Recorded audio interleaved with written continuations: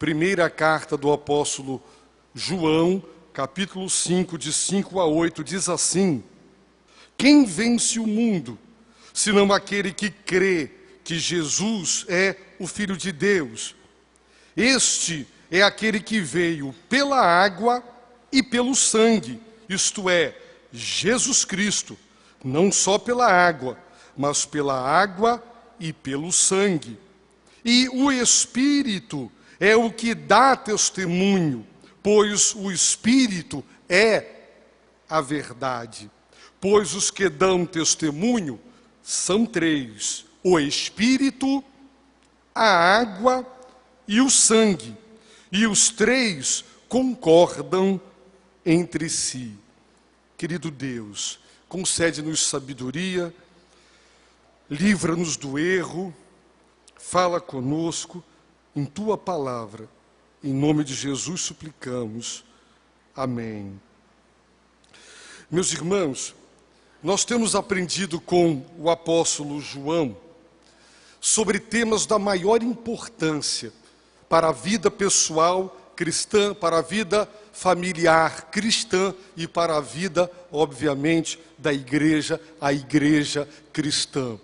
Nós temos aprendido que João, o apóstolo, embora não utilize o termo igreja, ele fala o tempo todo a respeito da igreja, quando ele se dirige aos seus membros como filhos de Deus, nascidos de Deus, irmãos, e Deus como Pai, e Jesus Cristo, o Filho de Deus.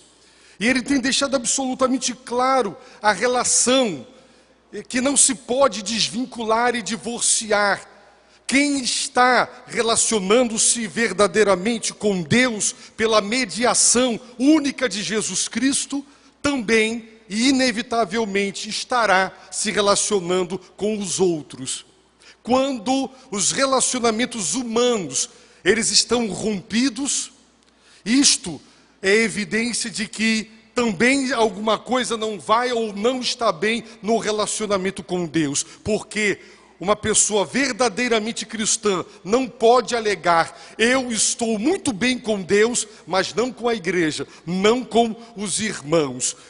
Eu não abro mão de Deus, mas abro mão da igreja, abro mão do convívio, da comunhão e de servir a Deus junto com os irmãos. João tenta manter unido o que Deus uniu, e o que Deus uniu, o homem não pode, não deve separar. O amor a Deus não pode ser divorciado do amor aos irmãos e ao próximo, e ao mundo no sentido redentor, e não no sentido de amar o mundo nem as coisas que há no mundo. E é o apóstolo João que nos ensina, meus irmãos, que nós somos novas criaturas. Foi Deus quem usou João no Evangelho para registrar o seu ensino a respeito do novo nascimento. E nessa carta, João menciona que nós somos filhos de Deus, porque Deus, o Pai, nos gerou, e nós, consequentemente, somos nascidos dele. Se ele nos gerou, é nosso Pai. Se somos nascidos dele, somos seus filhos. E se todos os irmãos também são nascidos de Deus, porque gerados por Deus, também são todos filhos do mesmo Deus, logo irmãos uns dos outros. É João quem nos ensina isso. E no capítulo 5, no contexto maior que vamos considerar hoje, João deixou claro que todo aquele que é nascido de Deus, porque foi gerado por Deus e logo é uma nova criatura, crê que Jesus é o Cristo. Portanto, a fé na pessoa de Jesus como o Cristo de Deus, o Salvador do mundo, é produto do novo nascimento.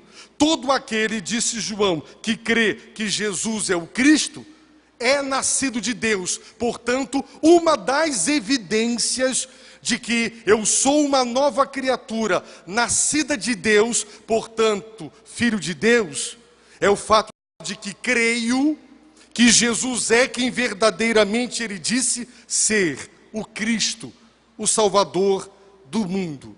Uma segunda consequência do novo nascimento, a primeira é crer na verdadeira identidade de Jesus. Ele é o Cristo. A segunda é amar o Pai que nos gerou. Nós amamos os nossos pais. Eles nos deram vida. Nascemos deles. Com raras exceções, todos os filhos amam os seus pais. E João está dizendo que um dos produtos ou das consequências do novo nascimento é amar aquele que nos gerou. Deus nos gerou e nós o amamos. Esse amor nosso é uma resposta, porque se nós o amamos, é porque ele nos amou primeiro. E esse amor de Deus, disse João, se manifestou quando Deus enviou o seu Filho para que por meio dele vivamos, 1 João 4,9, e quando ele enviou o seu Filho ao mundo para ser um sacrifício de propiciação, para afastar e nos livrar da ira de Deus. Portanto, a manifestação histórica do amor de Deus é Jesus Cristo. Mas João também já nos disse no capítulo 3, verso 1, que esse amor se manifestou em nós quando ele nos gerou. E João diz: vede que grande amor o Pai nos tem concedido.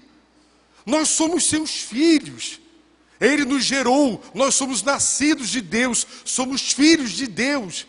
Portanto, nós temos a manifestação histórica do amor de Deus, Jesus, e temos a manifestação deste amor em nós mesmos, quando Deus nos visitou em nossa morte e nos tirou de um estado de morte para o estado de vida, 1 João 3,14, e nós reconhecemos essa transição de estados, porque nós amamos uns aos outros. Por isso, a primeira consequência do novo nascimento é crer em Jesus. A segunda é amar o Pai que nos gerou. A terceira é amar os demais filhos que Deus, pela graça, gerou.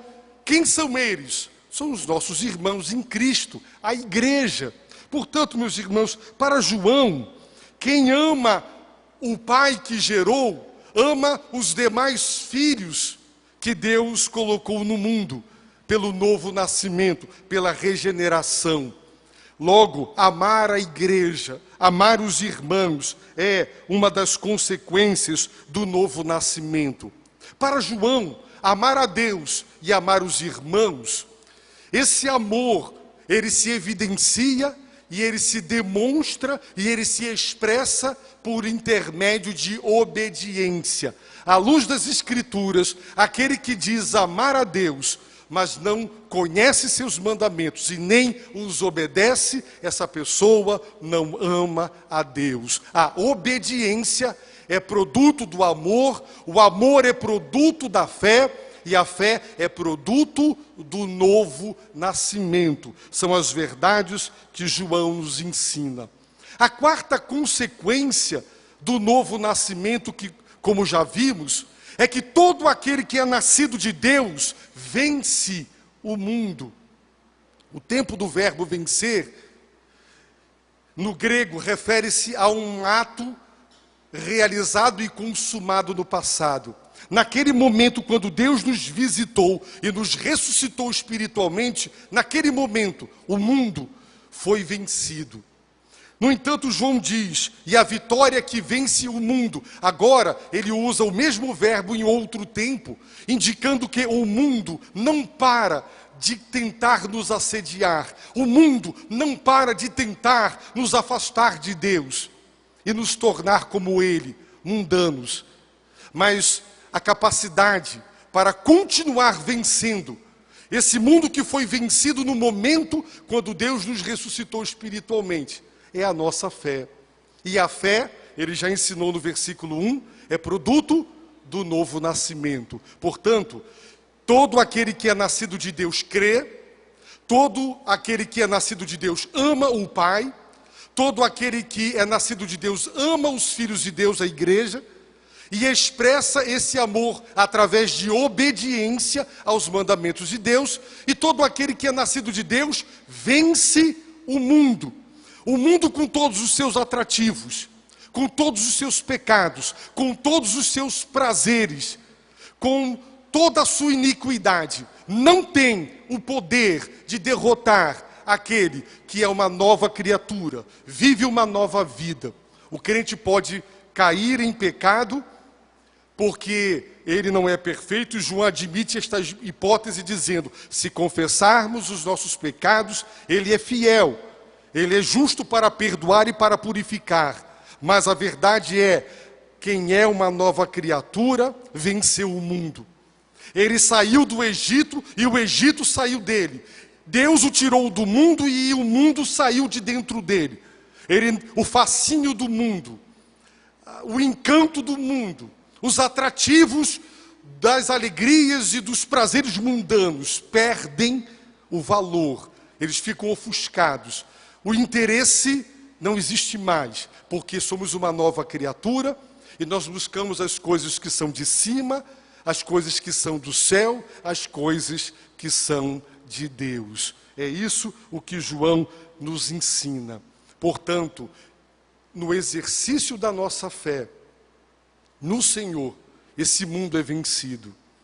Esse é o contexto que nós já vimos durante os domingos passados. Agora, meus irmãos, eu chamo a atenção da igreja para que os irmãos acompanhem com muita atenção o que será dito, porque existem heresias que, por não conhecermos muitas vezes o que as demais religiões e seitas creem e defendem, nós achamos que a Bíblia chega a ser irrelevante e que ela não nos dá munição para combater o erro hoje.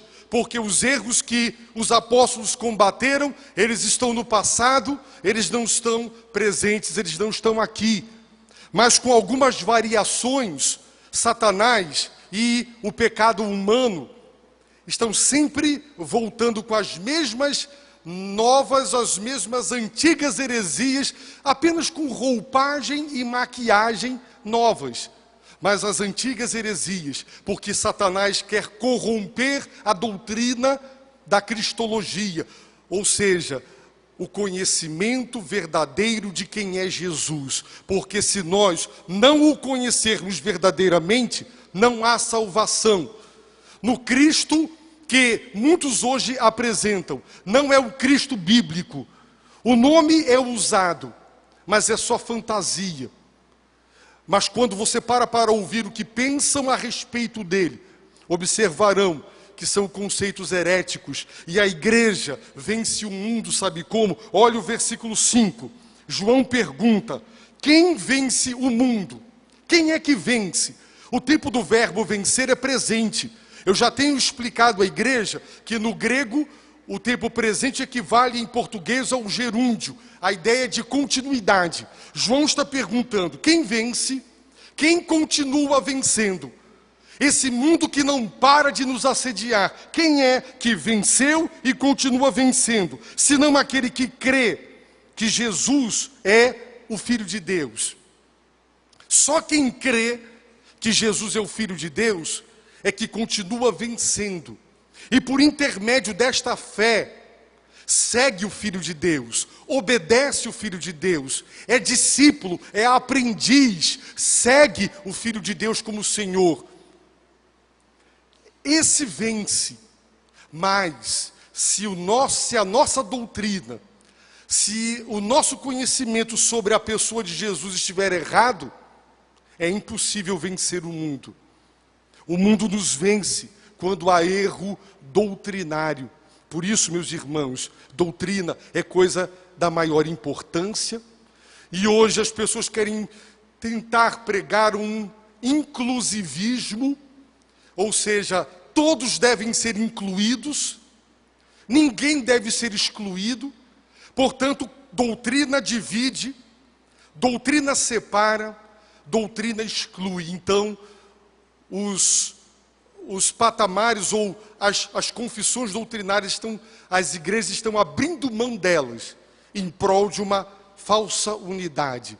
Doutrina é para dividir mesmo, doutrina é para separar mesmo. Esse é o papel da doutrina, é para delinear no que cremos e para afirmar o que cremos. Irmãos, João vai nos introduzir mais uma vez numa heresia do seu tempo que ele está combatendo. Veja bem, verso de número 6. Este está se referindo a Jesus, o Filho de Deus, que ele acaba de mencionar no final do verso 5, é aquele que veio pela água e pelo sangue, isto é, Jesus Cristo. Quem é Jesus? É aquele que veio. No Evangelho de João, na carta de João, Jesus diz que ele foi enviado. Ele veio porque foi enviado. E João quer mais uma vez dizer que ele veio pela água e ele veio pelo sangue.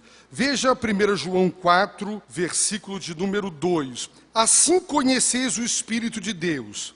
Todo espírito que confessa que Jesus Cristo veio em corpo é de Deus. João está combatendo uma heresia que tempos depois se tornou conhecida como gnosticismo. No tempo de João já havia embrionariamente, incipientemente, havia já essa heresia que tinha várias ramificações, o gnosticismo. A tese básica desta maneira de entender as coisas é que a matéria é má. Se a matéria é má, como Deus que é santo, como Deus que é divino, poderia encarnar-se, tornar-se homem, assumir na encarnação a natureza humana? Por isso eles diziam que Jesus não encarnou. Jesus era uma aparência, docetismo, doceta, aparência. O que era visto era uma aparência. Naquele texto, por exemplo, que Jesus está em Nazaré, e que ele fala na sinagoga, sua própria, e após a sua palavra querem pegá-lo e apedrejá-lo, e dizem que ele saiu. Eles dizem que Jesus conseguia fugir, porque ele não tinha um corpo, uma matéria, era apenas a aparência. O que Deus permitia que fosse visto era uma aparência, mas não a encarnação. E João está dizendo que quem não confessa a encarnação, que o Filho eterno de Deus, sem abrir mão de sua natureza divina, ele acrescentou, adicionou ao seu ser a natureza humana na encarnação, ele não é de Deus.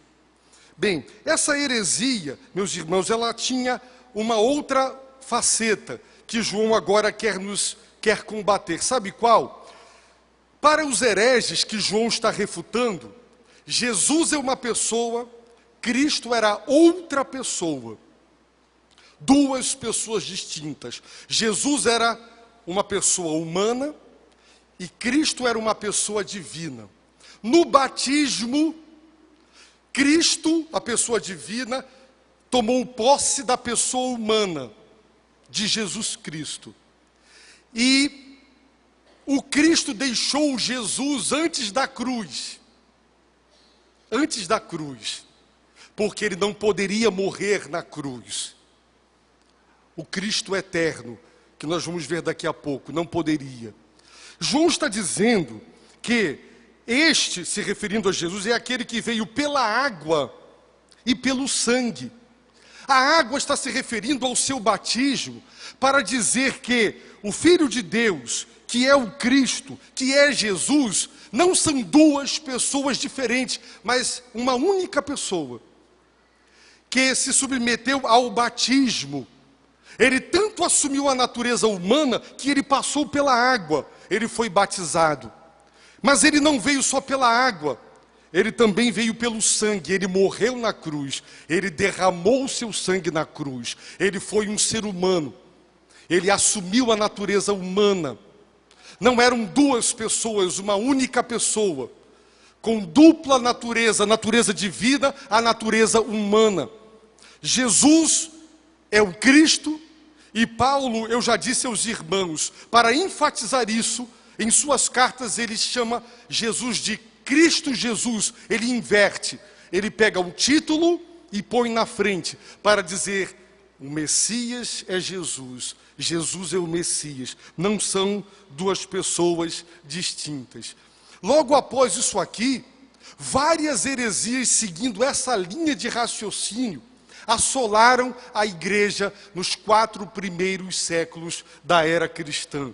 E foi baseada, meus irmãos, em passagens como essa, que a igreja promoveu grandes concílios, como o concílio de Niceia e o concílio de Constantinopla, no 4º século, para vencer as heresias que distorciam o ensino da cristologia, o verdadeiro conhecimento da pessoa de Jesus. Meus irmãos, se Jesus e se Cristo são duas pessoas diferentes, nós temos um problema. Se Cristo não assumiu a natureza humana, Ele não pode nos representar, também não pode nos substituir na cruz, portanto não pode fazer expiação pelos nossos pecados, porque além de ser nosso grande sumo sacerdote, e os irmãos sabem que de acordo com Hebreus 5, todos os sacerdotes são tirados dos homens, de dentre os homens, para os representar. Enquanto o profeta representa Deus diante dos homens, o sacerdote representa os homens diante de Deus. Se Jesus não se encarnou, não assumiu a natureza humana, ele não pôde ser nosso sumo sacerdote e não pôde nos representar diante do Pai, oferecendo-se a si mesmo como um sacrifício propiciatório de expiação. Portanto, se não tem encarnação, não tem salvação, não tem reconciliação. E João está dizendo: quem vence o mundo? Quem? Aquele que crê que Jesus é o Filho de Deus. No versículo 1, João fala: todo aquele que crê que Jesus é o Cristo. Então os irmãos observem a ênfase de João. Jesus é o Cristo, Jesus é o Filho de Deus. No seu evangelho, quase no final do seu evangelho, João diz assim: estes sinais operados por Jesus foram registrados para que creiais no quê? Para que creiais que Jesus é o Cristo, o Filho de Deus. E com que propósito precisamos crer que Ele é o Cristo, o Filho de Deus? Para que crendo tenhas vida em seu nome. Se eu descrer que Ele é o Cristo, ou o Filho de Deus, eu não terei vida em seu nome. Portanto, a doutrina tem que ser certa. Se a doutrina a respeito de Jesus for errada, não há vida eterna em seu nome. Precisamos confessar: Ele é o Cristo, Ele é o Filho de Deus. E precisamos confessar que Ele não é apenas o Cristo, o Messias, o Filho de Deus divino. Precisamos confessar também: Ele é humano, Ele veio pela água, Ele se batizou. Ele veio pelo sangue, Ele derramou o seu sangue. Alma, espírito não derrama sangue, mas seres humanos derramam sangue. Irmãos, isso é de uma importância muito, muito grande. E para que os irmãos tenham uma ideia dessa importância, prestem atenção no que eu vou apresentar agora. O espiritismo kardecista, portanto, o espiritismo importado da Europa, que tem tudo a ver com o panteísmo, que é a cosmovisão oriental de que não há um Deus ser pessoal, mas que tudo é Deus e Deus é tudo. Você pode encontrar Deus na árvore, porque a árvore é Deus, você é Deus. Deus é tudo e tudo é Deus. O espiritismo kardecista e o panteísmo têm muita coisa em comum. Para eles, para Allan Kardec, eu comprei alguns livros do Allan Kardec no aeroporto e me roubaram. E a Dalimar disse: está vendo? Foi por isso que te roubaram. Não era para comprar. Mas eu comprei de novo e até agora, está lá na estante, até agora nenhum ladrão foi roubar os meus livros do Allan Kardec. Mas ele diz lá no livro dele, O Espiritismo segundo Allan Kardec, que Jesus Cristo, Ele é o grande exemplo. Para ele, Jesus não é Deus. Jesus é apenas um espírito exaltado e evoluído. Para a nova era e para todas as religiões orientais, Jesus é um guru, um avatar, um guru. Um espírito altamente evoluído, mas um ser humano. Mas Jesus se tornou o Cristo, porque no seu batismo, Cristo, um espírito ainda mais evoluído, que já não se encarnou mais. Observem bem, Jesus, se ele ainda está na terra, é porque ele ainda não se salvou, quebrando o karma, ele voltou. Se ele voltou, e se ele estava na sua última encarnação, ele era alguém muito evoluído. Mas Cristo é um outro espírito, muito mais evoluído, que se encarnou nele. E esse espírito, ele só se encarnou em Jesus porque Jesus era um homem santo. E a nova era, o espiritismo e o panteísmo vão dizer que Cristo e Jesus são duas pessoas absolutamente distintas. Vejam bem os irmãos. Qual é o propósito dessa encarnação, desse espírito evoluído de Cristo? Anunciar as novas eras pelas quais a humanidade vai passar, como a de Aquários e outras mais. É isso que a teosofia crê. É exatamente isso que João está combatendo. Irmãos, a nossa doutrina diz que só há uma pessoa, a pessoa de Jesus, única. Jesus e o Cristo não são duas pessoas, uma única pessoa. O Filho de Deus, o Cristo, se encarnou, uma única personalidade, com dupla natureza, a divina e humana. Portanto, não são duas almas, a do Jesus humano e a do Cristo. São duas naturezas, uma única pessoa. O espiritismo afro-brasileiro, por exemplo, vai dizer que Jesus é um orixá. Olorum é o grande criador e Jesus é Oxalá. Ele é criado pelo Cristo.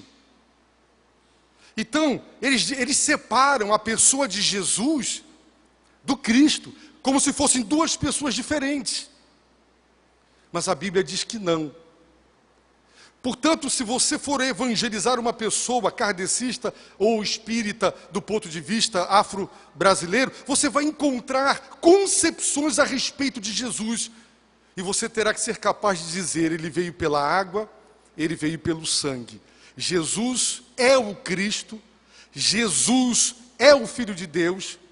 Portanto, por ser o Filho de Deus, ele é divino, mas ele também é humano, porque Jesus, diz a Bíblia, veio pela água, Jesus veio pelo sangue. As testemunhas de Jeová dizem que Jesus é uma criação de Elohim, ele é o primeiro ser que Deus criou, ele é o arcanjo Miguel.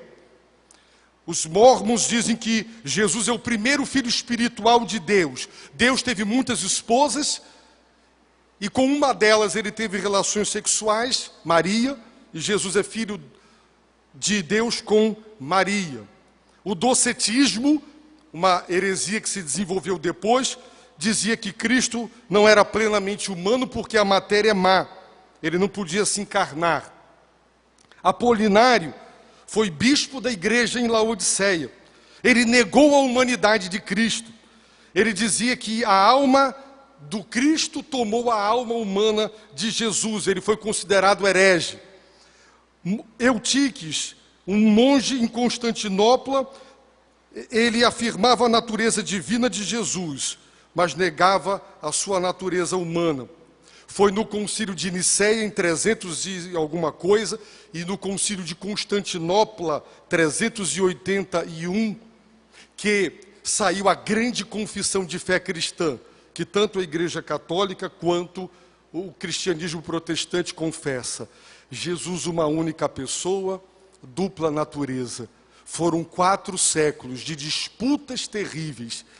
Várias igrejas em várias partes do mundo seguiram os hereges, ora negando a humanidade, ora negando a divindade, ora misturando as coisas. Nós temos que conhecer doutrina, nós temos que conhecer quem é Jesus, porque só há vida em seu nome, se crermos em quem Deus verdadeiramente é.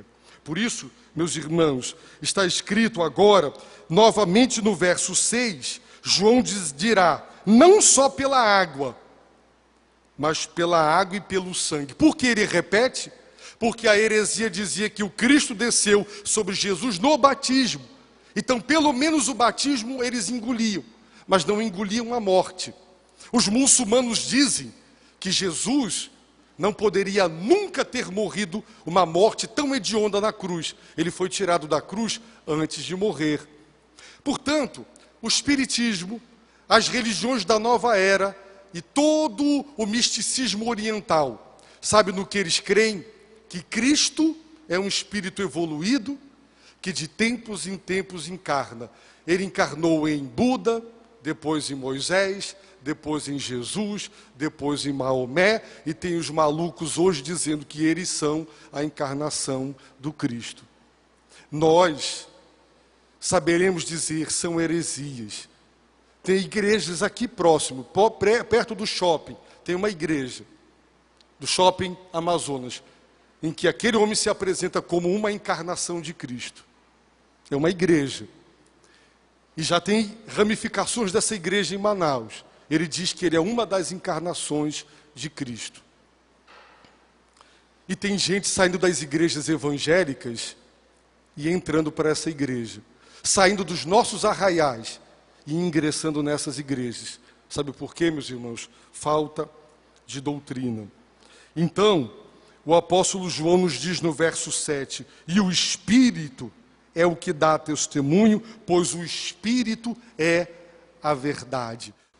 Em João 15, versículos 26 e 27, Jesus disse, quando vier o Consolador, que eu vos enviarei da parte do Pai, o Espírito da verdade.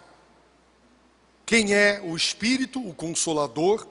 Ele é o Espírito da verdade, que procede do Pai. Esse, o Espírito da verdade, dará testemunho acerca de mim. E vós também dareis testemunhos.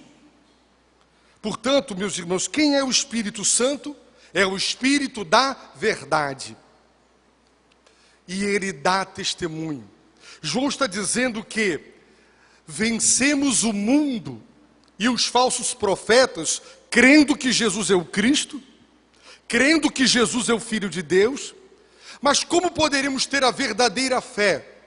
Crendo no testemunho das Escrituras que nos dizem que ele veio pela água e pelo sangue. E o Espírito Santo dá testemunho com o nosso espírito. É essa obra do Espírito, meus irmãos, no nosso coração. É esse testemunho eficaz do Espírito que nos dá certeza plena, porque ele é o Espírito da verdade. E João vai dizer, o Espírito é a verdade. Claro, a verdade é um atributo divino. Por isso Jesus disse, eu sou a verdade. Ele era Deus.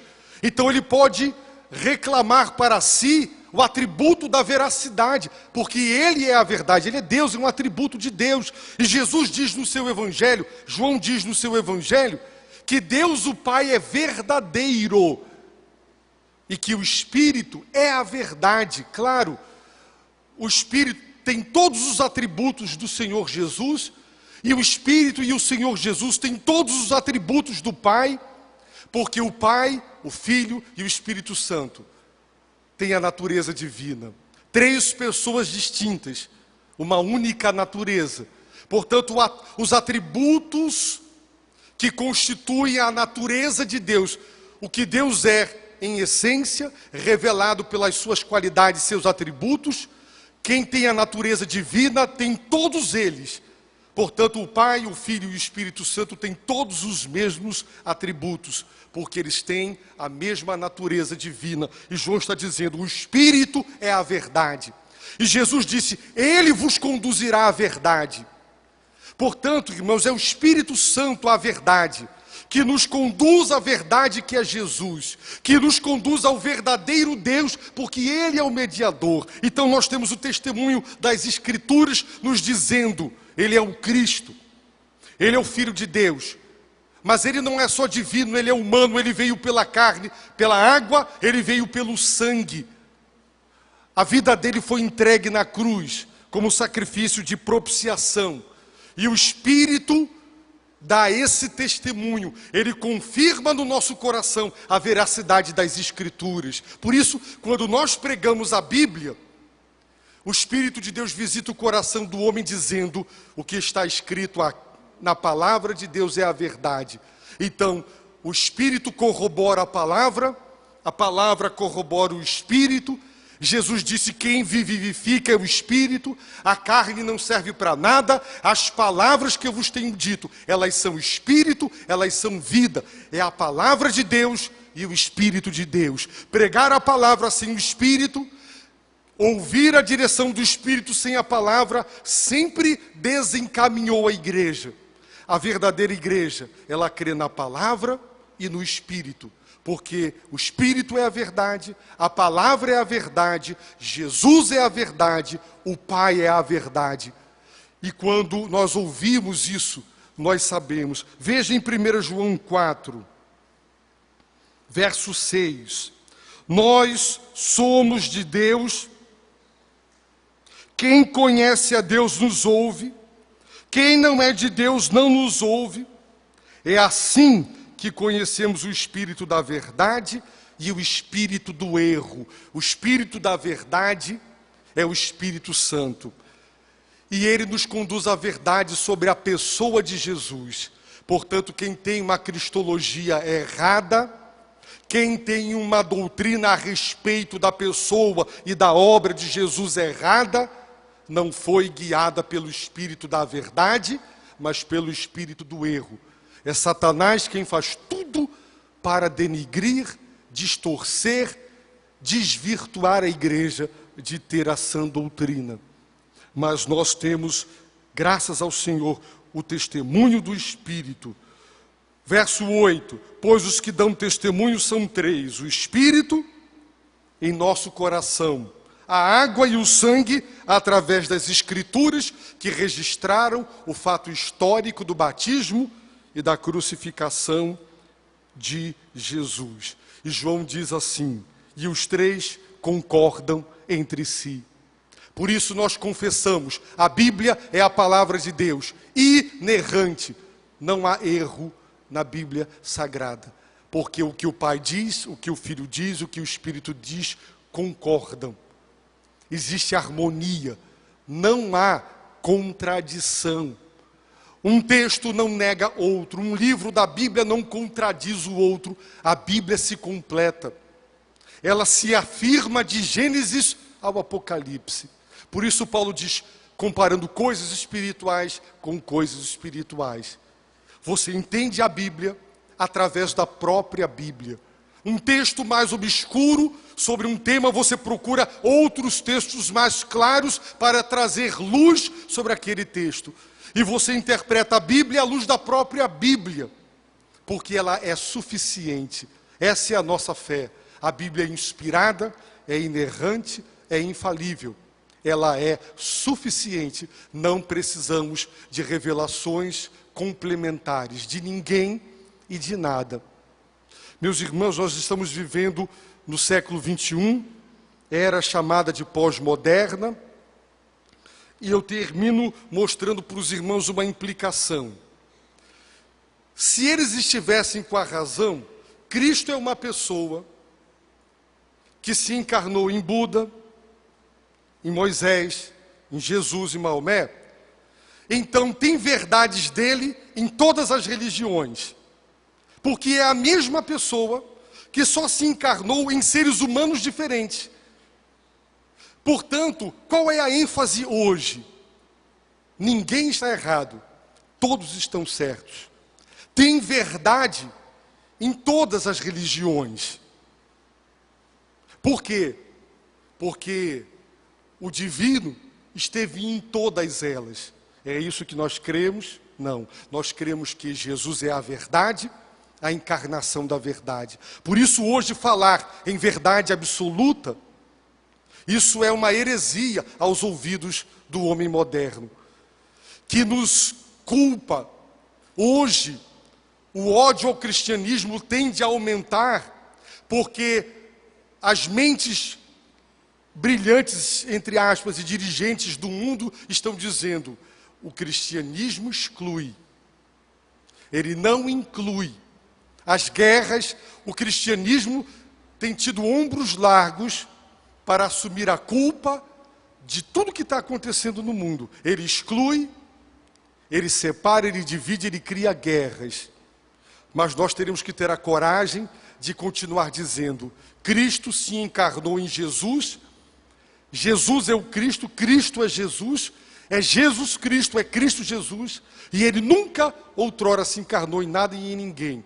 Ele é a verdade, a palavra dele é a verdade, só Ele, só Ele, só Ele. Deus jamais foi visto por ninguém, mas o Deus, o Filho, o viu e o revelou, fez a exegese de Deus. Diz o texto, essa é a palavra no grego, a exegese. Jesus é a interpretação, é a explicação correta de quem Deus é. Ninguém jamais viu a Deus, mas o Deus unigênito o deu a conhecer. Fez a exegese do Pai, explicou quem é o Pai, ensinou quem é o Pai e revelou quem é o Pai. Não existe verdades nas outras religiões. A verdade é Jesus e ela está na palavra de Deus. Por isso, meus irmãos, nós cremos que o Espírito, a água e o sangue, os três concordam entre si, porque é o testemunho das Escrituras e do Espírito Santo no nosso coração. Por isso, nós temos que ser uma igreja cada vez mais estudiosa da palavra, cada vez mais pesquisadora da palavra, uma igreja que não vai atrás de sucesso, uma igreja, meus irmãos, que não vai atrás de popularidade, uma igreja que sim, quer ver vidas salvas, mas não sacrificando a verdade.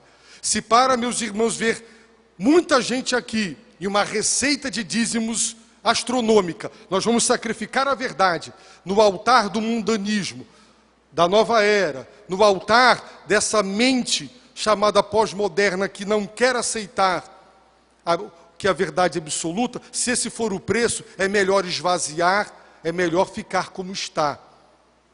Nós teremos que ser fiéis, meus irmãos, e cumprir o nosso papel de guardar o bom depósito com a ajuda do Espírito Santo, para que a verdade de Deus não seja corrompida. Sejamos uma igreja bênção no Amazonas, uma igreja que pode ser considerada uma igreja fiel às Escrituras e que pode se tornar padrão para que as demais igrejas, meus irmãos, não se desviem. Eu tenho pedido a Deus que no ministério que nós queremos ter com os pastores dessa região, nós consigamos influenciá-los doutrinariamente, de forma positiva.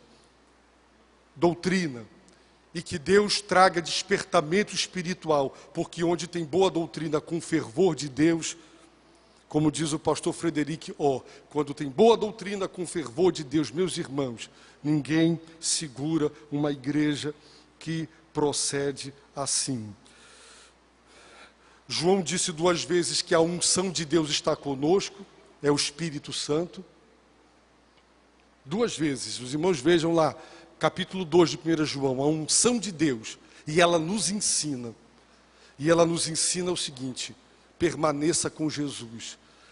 Esse é o ministério do Espírito Santo, holofote, apontar para Jesus. Tem igrejas que exaltam o Espírito Santo sobre Jesus.